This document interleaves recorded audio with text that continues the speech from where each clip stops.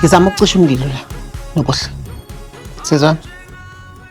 Angazi wayefuna uyifaka entweni engakufuni. Iyodwa into engizoyicela kuwena. Uvala lamathanga. Uvule la. Ingqondo.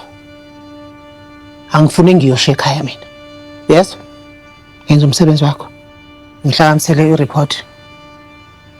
Updated record sales. Ngiyayifuna before lunch. Hamba. Sokhuluma late.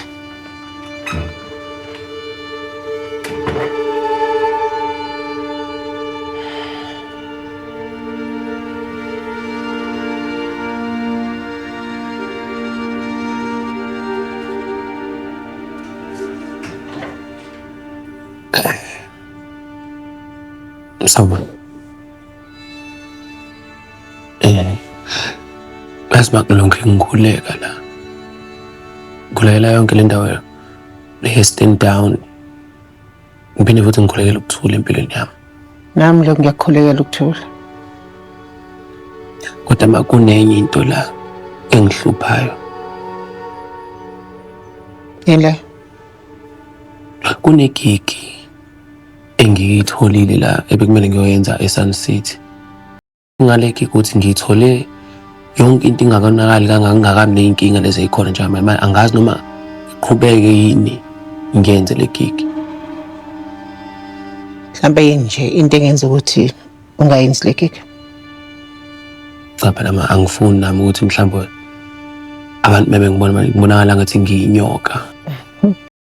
Ngibekile ngifuna bonke bengibona ngibona ngathi mina sengumuntu ongathembekile la kuyena. Angitshela. Usaneni bala? Nobongo noma neGenesis? neGenesis. So wena ungamela ukuthi uphelele umsebenzi?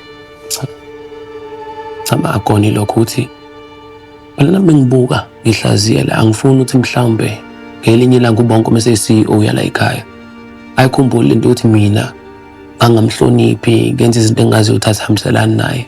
Iyona inkinga enginayo ngoba sikhuluma nje kuyimanje vele ubonke angifuna la ngihambe khona usho ukungiqeda. Sona lapha ke. Okay. Alakafiki lo suku ukuthi ubongo abe CEO yeGenesis. Ngithi yimo usayina ama-check la ekhaya. Okunye ngifuna ukwenza ngisafuna nje ukuchecka ikusasa lakho la eGenesis ukuthi limi kanjani.